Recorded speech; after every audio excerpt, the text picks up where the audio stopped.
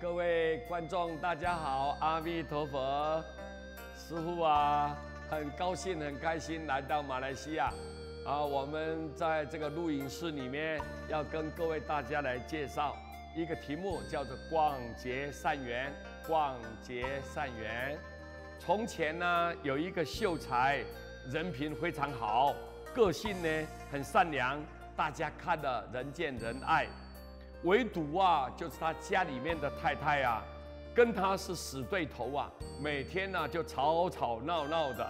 这个秀才的母亲呢，她是个信佛的啊，知道这一定是恶缘呐，恶的缘来追他呀。于是每天呢，他虔诚的礼拜观音菩萨，而且就称念圣号。